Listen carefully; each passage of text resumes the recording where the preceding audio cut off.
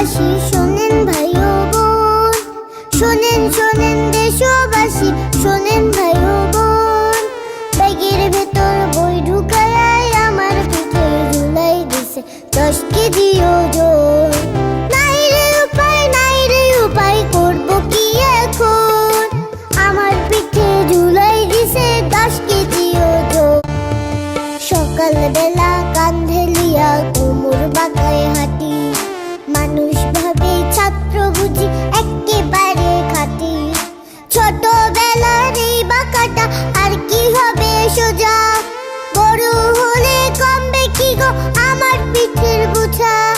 তাকাইতে শেষে কম দেখে নয়ন, আমার পিঠে ঝুলাই দিছে 10 কেজি ওজন। Likey